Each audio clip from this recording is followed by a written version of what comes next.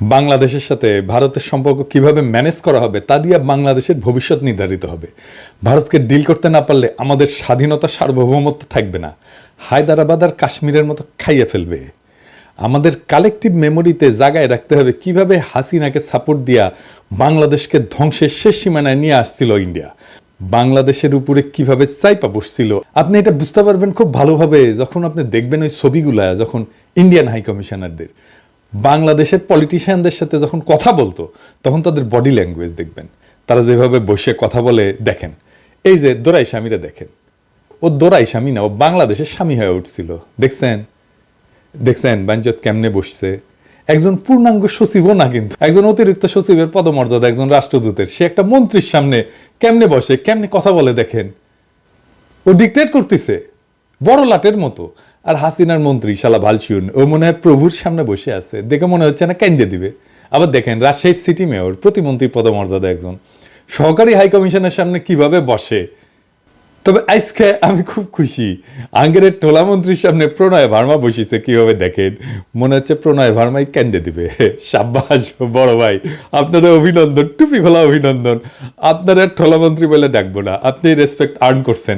এই প্রণয় ভার্মা আসাদুজ্জামান খান কামাল আর কুমড়া পটাশের সঙ্গে যখন বসে তখন ক্যাঙ্কা করে বসে, দেখেন দেখেছেন। এইটা সে পাশাপাশি দেখান, আঙ্গেরের বড় ভাই আর কুমড়ো পটাশ আর আসাদুজ্জামান খান কামাল তিনজনেরটা পাশাপাশি দেখান, দেখেছেন।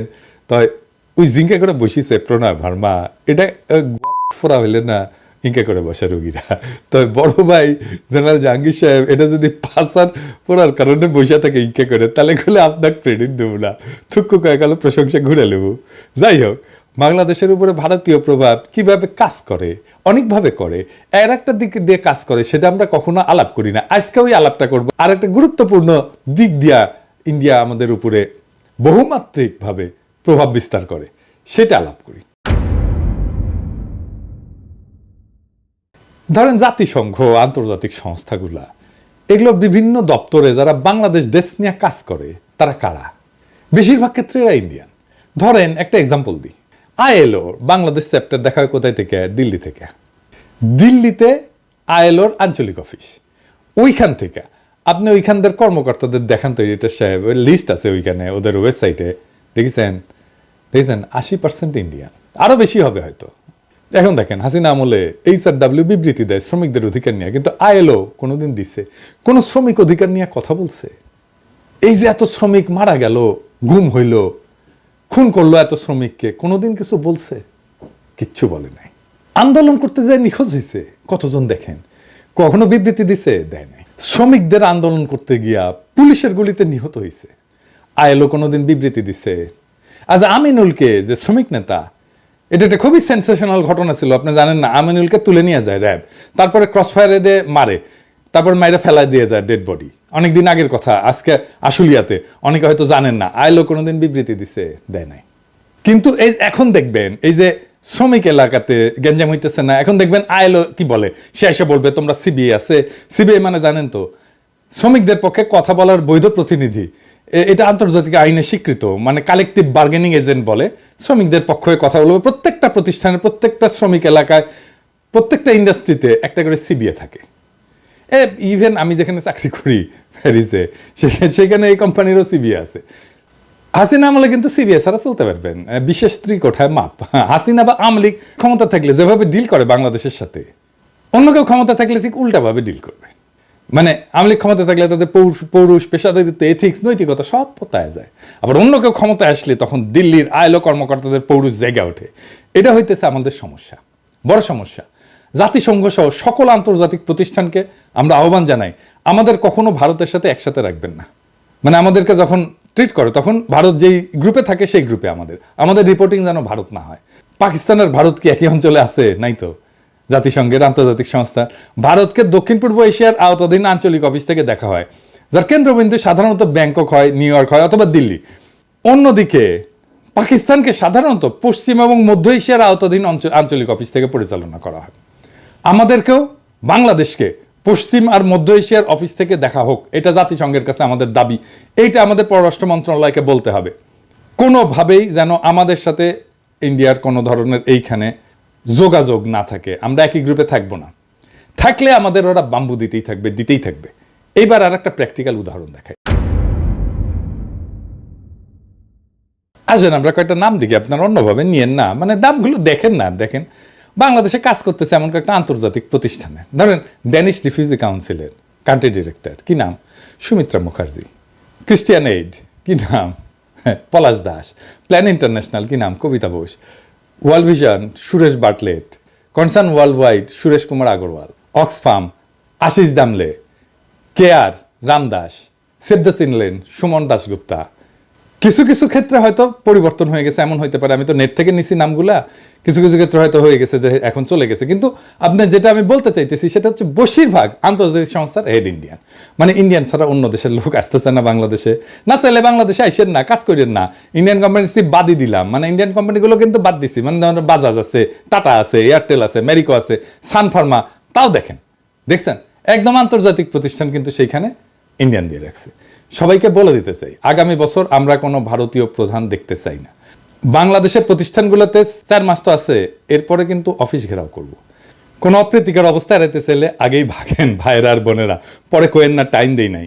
আমার ক্ষুদ্র ভ্রাতার ভগিনীদের বলি, সব অফিসগুলো চিনে রাখবেন, আমরা জানুয়ারিতে আবার চেক করব, তখন যদি কোনো ইন্ডিয়ান থাকে অফিসে তাহলে কলে খবর আছে। হ্যাঁ, বাংলাদেশকে ভারতের জন্য হোস্টাইল টেরিটরি করে তুলব।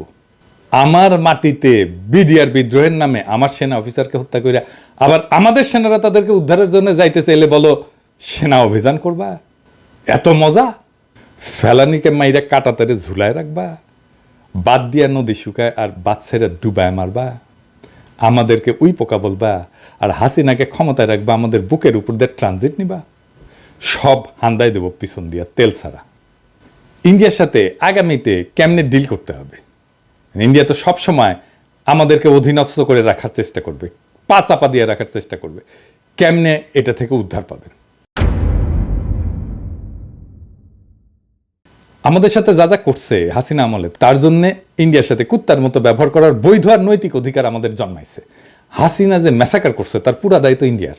হাসিনা যে ইন্ডিয়ার দাসী ছিল সেটা তো হাসিনাকে আশ্রয় দিয়ে প্রমাণ করছে, তাই কোনো মাপ নাই ইন্ডিয়ার।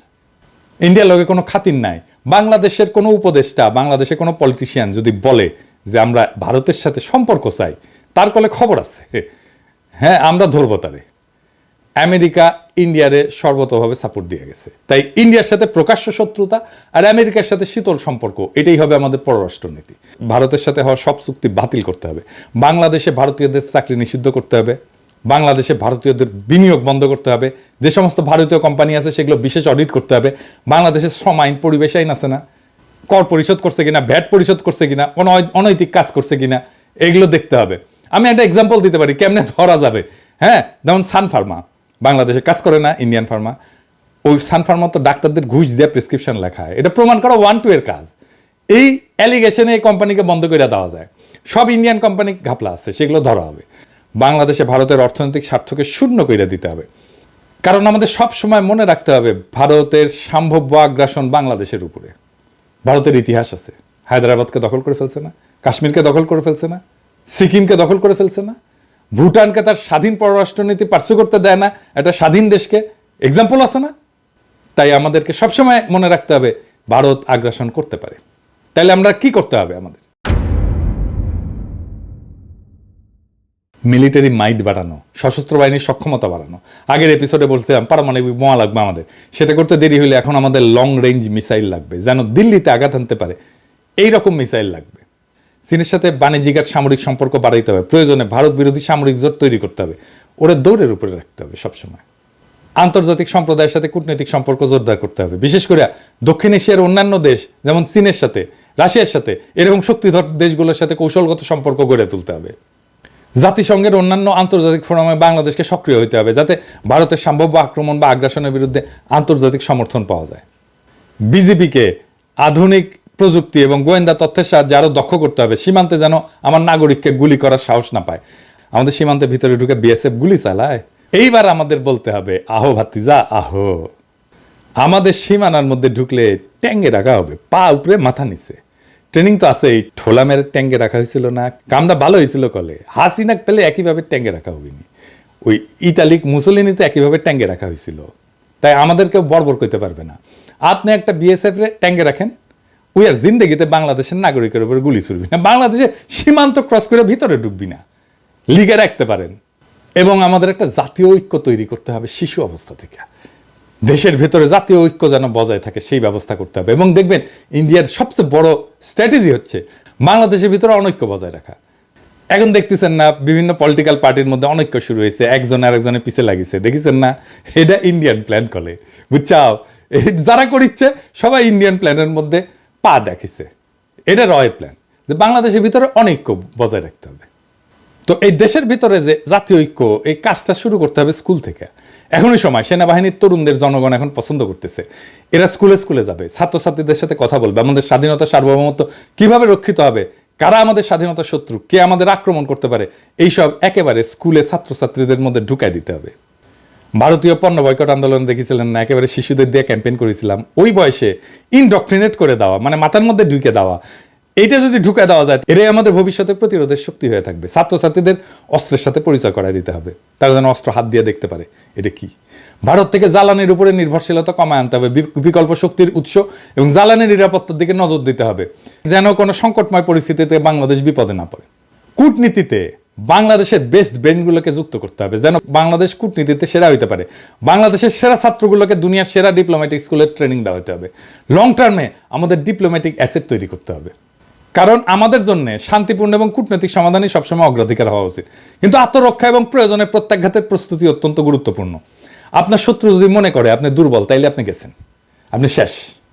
আপনার শত্রুকে সবসময় মনে করতে হবে যে এটা বিপজ্জনক, এর সাথে গ্যাঞ্জাম করা যাবে না। বাংলাদেশের জনগণ বিপজ্জনক জনগোষ্ঠী, সাবধানে ডিল করতে হবে। আর পরিশেষে ইন্ডিয়ারে ভয় পাবেন না। ভারতের তরুণদের আবু সাইদদের মতো বন্দুকের সামনে বুক পাইতে দেওয়ার হিম্মত নাই। ওরে আমরা ভয় করবো, দাঁড় বাদ। এপিসোডের শেষে একজন শহীদের কথা আজকে আপনাদের বলি। কিছুতেই কান্না থামছে না সোহানের স্ত্রী শম্পা বেগমের। তিনি বারবার বলছেন সোহানকে ছাড়া এখন একা কিভাবে বাঁচবেন। তাদের বিয়ে হয়েছিল 2017 সালের 19 নভেম্বর। এরপর মধ্যে 3 বছর দুজনে একসঙ্গে ঢাকায় সংসার পেতেছিলেন। বাকি সময় স্ত্রীকে গ্রামে পরিবারের সঙ্গে রেখে ঢাকায় চাকরি করেছেন সোহান। শম্পা বেগম বলেন, আমাদের মধ্যবিত্ত পরিবার, অর্থ সংকটের কারণে ও একা ঢাকায় থাকত। অর্থের কারণে দুজনে একসঙ্গে থাকতেও পারিনি। গত 1 বছর বাড়িতে একটা নতুন ঘর দিচ্ছিল। সে আমাকে বলেছিল, শম্পা, আমি আর তুমি এই ঘরে থাকব। ঢাকার CMH-এ স্বামীর সঙ্গে শেষ কথা হয়েছিল শম্পার। তখন সোহান শম্পাকে বলেছিল, তুমি কেঁদো না, আমার কিছুই হবে না। তবে সোহান আর ফেরেননি। অস্ত্রোপচার করে শরীর থেকে বুলেট বের করা গেলেও রক্ত বন্ধ করা যায়নি। 18 ব্যাগ রক্ত দিয়েও বাঁচানো যায়নি সোহানকে। সংসারের অভাব থাকলেও ভালোবাসার কমতি ছিল না। উল্লেখ করে শম্পা বলেন, স্বামী ছাড়া কেউ ছিল না আমার। সে সব সময় সব ধরনের পরিস্থিতিতে আমার পাশে থেকেছে। সে বলতো, চিন্তা করো না, আমি তোমার পাশে আছি। আল্লাহ আমাকে একটা সন্তানও দেননি, আমি এখন কিভাবে বাঁচব। সোহান শাহ গুলিবিদ্ধ হয়েছিলেন 19 জুলাই শুক্রবার বিকেল 4:30 দিকে রামপুরা CNG পাম্প এলাকায়। তখন তার সঙ্গে ছিলেন 2 সহকর্মী, অলিউল ইসলাম আর নূর হোসেন। সেদিন আন্দোলনে যাওয়ার বিষয়ে অলিউল ইসলাম বলেন, চোখের সামনে অনেক ছাত্র ভাইদের মরতে দেখেছিলাম, আমরা ঘরে বসে থাকতে পারিনি। এই ছবিটা দেখেন, অপারেশন থিয়েটারে যাবার আগে তার মায়ের সাথে ছবি। সোহান বলেছিল, মা তুমি টেনশন করো না, আমার কিচ্ছু হবে না, আমি সুস্থ হয়ে ফিরে আসব। সোহানের কথা সত্যি হয়নি। সোহান আর ফেরেনি। কি তরতাজা ছেলে একটা। গুলিবিদ্ধ হওয়ার 39 দিন পর 27 আগস্ট ঢাকার CMH-এ চিকিৎসাধীন অবস্থায় শাহাদাত বরণ করেন সোহান। প্রত্যেকটা শহীদ মৃত্যুর জন্যে ইন্ডিয়ার দায় আছে, কারণ ইন্ডিয়া তার দাসী হাসিনাকে জনগণের অধিকার হরণ করে বাংলাদেশের ক্ষমতায় রেখেছিল। এই শহীদদের মৃত্যুর জন্যে প্রত্যক্ষ আর পরোক্ষভাবে দায়ী ইন্ডিয়া। এটা আমরা কখনোই বিস্মৃত হব না। ইনকিলাব জিন্দাবাদ।